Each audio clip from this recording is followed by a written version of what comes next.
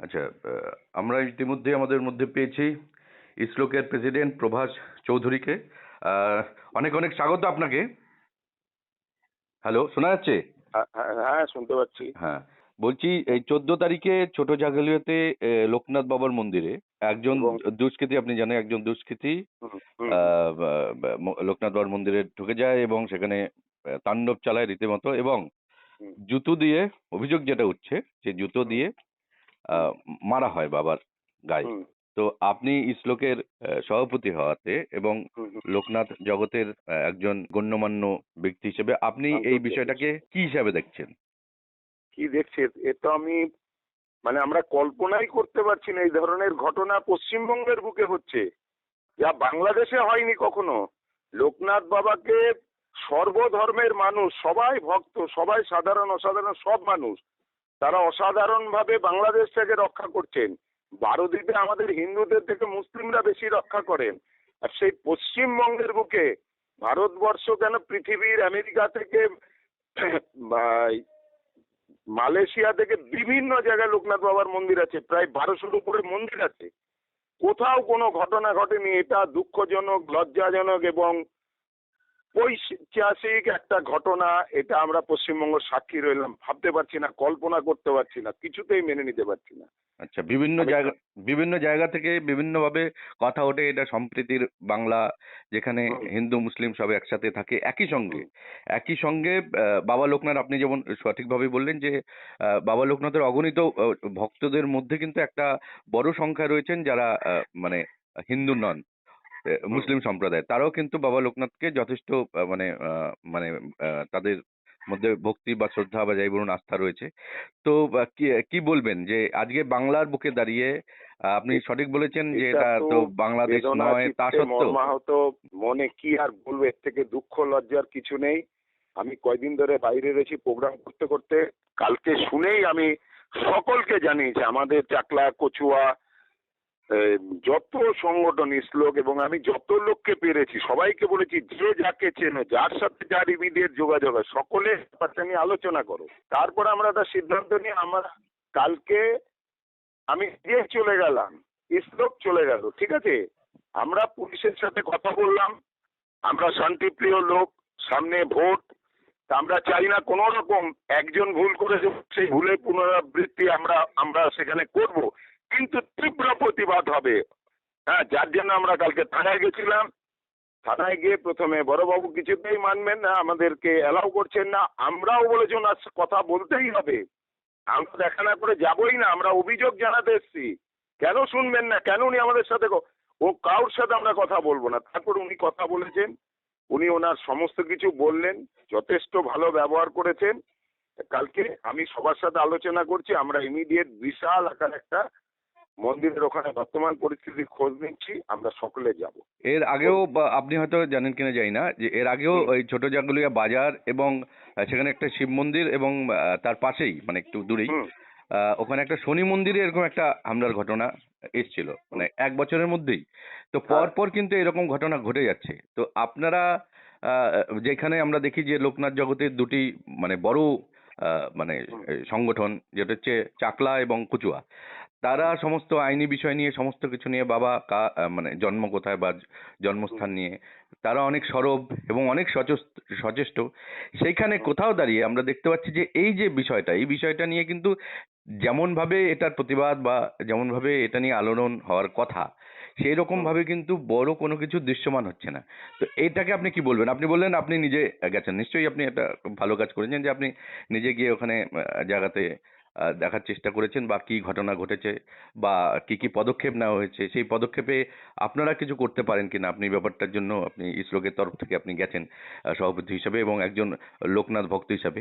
তো আপনি এই ব্যাপারটা কি বলবেন? এই লোকনাথ জগতের যারা অন্যান্য যে সংগঠনগুলো রয়েছে বা যারা রয়েছে, হুম। ঠিক আছে, সেখান থেকে তো আরো বেশি প্রতিবাদ বা যাই কিছু একটা শুরু থেকেই আসা উচিত ছিল। এখন কে কখন খবর পেয়েছে আমি জানি না। আমি খবর পাওয়ার সঙ্গে সঙ্গে চাকলা, কচুয়ার যারা দায়িত্বে রয়েছেন তাদেরকে বলেছি, তারা যাবেন বলেছেন। কালকে হয়তো অনেকের অসুবিধা ছিল, যেতে পারেননি। আমার আগে যারা খবর শুনেছিল তাদের আগে যাওয়া উচিত ছিল। এটা কি বলবো, আমাদের লোকনাথ জগতের তারা কে কিরকম দায়িত্ব নিয়ে কে কি চিন্তা ভাবনা করেছে, তবে সবাই আমাকে সহমত পোষণ করেছে। দেখুন, নিজেদের মধ্যে মতবিরোধ বা নিজেদের মধ্যে যে মত পার্থক্য সেটা থাকতেই পারে, কিন্তু না, সেটা কালকে যখন আমি সকলকে রিকোয়েস্ট করেছি, সকলে বলছে না আমরা সব ভেদাভেদ বলে এখন সকলে বাবাকে দেখে এক হবো, আপনি ঠিক ডিসিশন দিয়েছেন। আচ্ছা, এখন আপনাদের মানে মানে স্ট্যান্ড কি, বা আপনারা কি কি করতে চাইছেন? কারণ ইতিমধ্যেই যেটা প্রশাসনিক সূত্রে জানানো হয়েছে যে যে নাকি অ্যাকিউজড আছে, মূল অভিযুক্ত, তাকে ধরা হয়েছে এবং হ্যাঁ, তাকে আন্ডার কাস্টাডি রয়েছে। তাহলে আপনারা আন্ডার কাস্টডি, এবং তাই সে এখন হসপিটালে রয়েছেন, আচ্ছা, ওই বারাসাত সরকারি হসপিটালে রয়েছেন, আমাকে যেটা বড়বাবু বললেন, এবং তাকে বলছেন সে নাকি মানসিক রোগী। আমি বললাম সেটা তো প্রমাণ চাই, হুম, মানসিক রোগী এর আগে তো কোনোদিন করেনি, হঠাৎ মানসিক রোগী আজকে কেন করলেন? হুম, আমি টোটাল বলে উনি হসপিটালে আছেন অসুস্থ, সুস্থ হলে আমি বললাম দেখুন এটা আমাদের পশ্চিমবঙ্গের ভাষা, হুম। এই ভাষা আমরা শুনে শুনে অভ্যস্ত, বিভিন্ন জায়গায় যখনই সেই আক্রান্ত হয় মন্দির বা পুজোর হ্যাঁ, ব্যাপারে সেখানে এই এই একটা তত্ত্বই আসে। তত্ত্ব দেখি। হুম, আমরা বলেছি আমাদের টোটাল আমাদের সব দিতে হবে। উনি বলেছেন আমি যে আপনারা ইনভেস্টিগেশন করেছেন, বলছে আমরা সব তথ্য আমরা দাবি করেছি, এবং উনি সহমত, উনি বলেছেন আমি সুস্থ হলে ইন্টারোগেশন করব, আমি বাংলাদেশের ওর বাবা। আমি বললাম এখানেই তো কথা আছে। বলছে না সে দেবনাথ। আমি বললাম আরে ওখানকার সব হয়ে গেছে, কেউ দেবনাথ, কেউ ভট্টাচ, কেউ বোস, কেউ দত্ত, কেউ কুন্ডু, সব বড় বড় পোস্টে চলে গেছেন। এ ভাষা তো আমি তথ্য চাই। ওনার কিছু আত্মীয় স্বজন বারাসাতে আছে, তারও নাম্বার আমরা নিয়ে এসেছি, সব কালেকশন করেছি। আমি আবার সবার সাথে যোগাযোগ করছি আজকে, সবার মত নিয়ে আমাদের ইচ্ছা আছে কালকে আমরা ওখানে গিয়ে উপস্থিত হব। আচ্ছা, মানে আপনারা বলছেন যে এটার আপনারা একটা মানে শেষ দেখবেন আর কি, যে তদন্ত কোথায় যায় বা কি বিষয় কোন দিক দিয়ে কিভাবে গতি প্রকৃতি এগোয়, আপনারা এটা নিয়ে মুভ করছেন, তাই তো?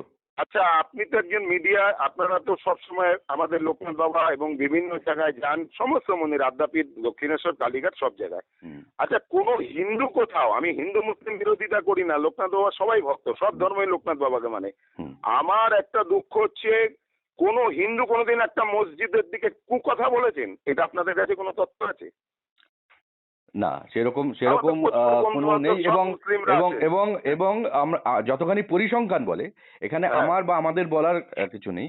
পরিসংখ্যান যা বলে সেখানে কিন্তু যথেষ্টভাবে, এবং এই ঘটনার ক্ষেত্রেও আমরা দেখেছি হুম, যথেষ্টভাবে, যখন তাকে ধরা হলো, মানে মূল যে হুম, অ্যাকিউজড, তাকে হুম, ধরা হলো, এই রকম ওইখানে যারা মন্দিরে যারা মহিলারা ছিলেন তাদেরকে পর্যন্ত জুতো দিয়ে মারা হয়েছে, তাদেরকে আহত করা হয়েছে। তা হুম, সত্ত্বেও কিন্তু স্থানীয় যারা ছিলেন ওখানে হুম, প্রচুর মানে কম বয়সী বা যুবক যারা ছিলেন, হুম, রীতিমতো তারা এটার ক্ষোভে মানে ক্ষোভের বিস্ফোরণ ঘটে গেছে, কারণ তাদের আস্থার উপর এটা একটা মানে হুম, বড় আঘাত হয়েছে। তো সেইখানে হুম, দাঁড়িয়ে তারা কি করে মাথা ঠান্ডা রেখে সমস্ত ব্যাপারটাকে ঠিকমতো আইন শৃঙ্খলা নিজেদের হাতে না নিয়ে তাকে হুম, একদম তার গায়ে যাতে কোনো রকম মানে আঘাত না লাগে সেই জন্য সেই ব্যাপারটাকে নিশ্চিত করে প্রশাসনের হাতে, পুলিশ প্রশাসনের হাতে তাকে তুলে দিয়েছে। এটা হুম, এটা কিন্তু একটা বেনজির ব্যাপার, ঠিক আছে? সেটা একদম, আপনি যেই যেই ঘটনার কথা বলছেন, যদি অন্য ধর্মের হুম, ক্ষেত্রে হতো তাহলে হুম, হলে কিন্তু ব্যাপারটা অন্য, মানে টোটালি একদম, আজকের যে হুম, মানে এই আপনি আর অন্যরা আলোচনা করছেন, আলোচনার জায়গাই থাকতো না।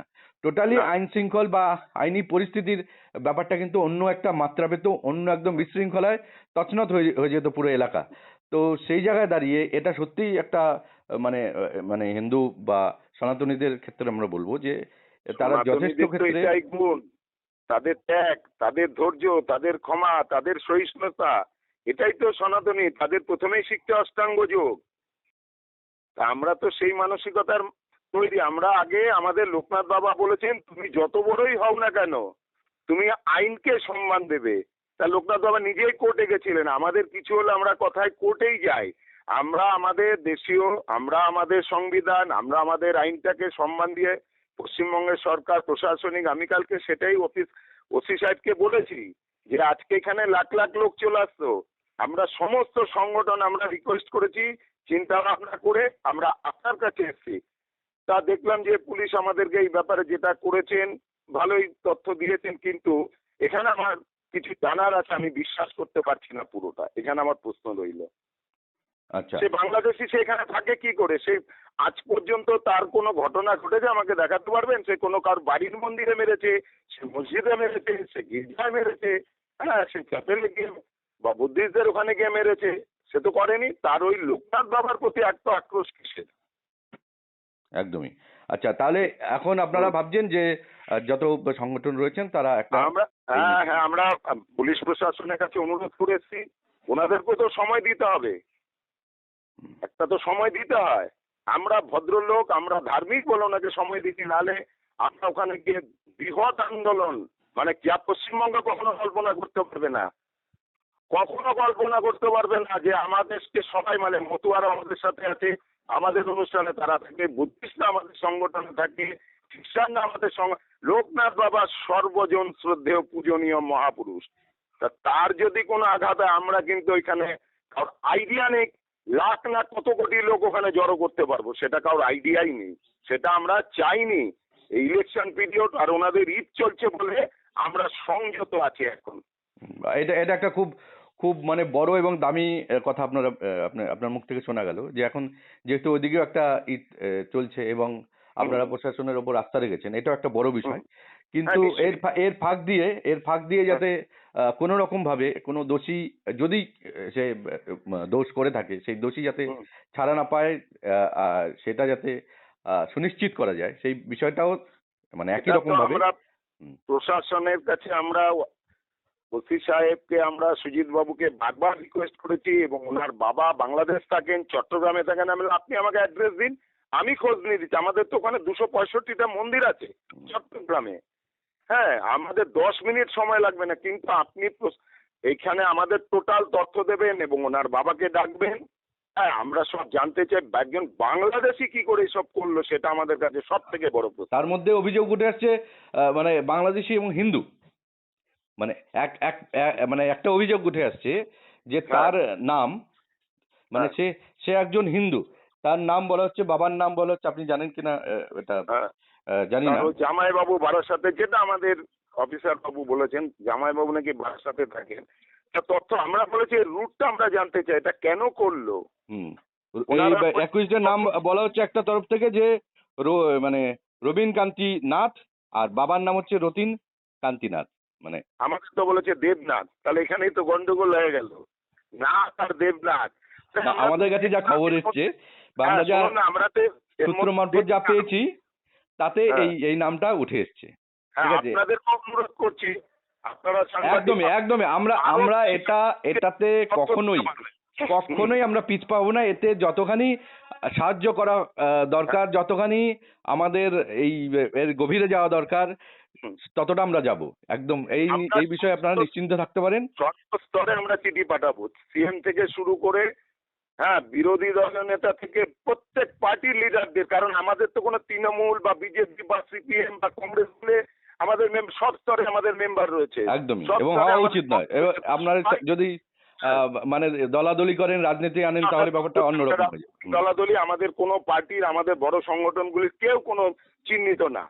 আগামী দিনে কে কি করবে আমি জানি না, এখনো পর্যন্ত কেউ কোনো পলিটিক্যালি চিহ্নিত না। কিন্তু কেউ কেউ প্রভাব ওখানে বিস্তার করেন এই নেতাদের দায়িত্বে। তারা কোথায়? তারা কেন এখনো দায়িত্ব নিচ্ছেন না? আমাদের চাকলা কচুয়াতেও তো বড় বড় নেতারা তার সাথে যুক্ত, তারা কোথায় এখন? যারা ক্ষমতায় রয়েছে তাদের কাছে আমি আপনার মাধ্যমে আবেদন রাখছি, ব্যাপারটা দয়া করে দেখুন এবং শান্তি বজায় এবং সত্যকে উদ্ঘাটন করুন। একদমই, অনেক অনেক ধন্যবাদ আমাদের সঙ্গে কথা বলার জন্য। আপনাকে অনেক ধন্যবাদ, আপনি খবর নেওয়ার জন্য এবং তদন্ত করার জন্য, আমাদের সহযোগিতা করার জন্য ধন্যবাদ। নমস্কার, জয় বাংলা।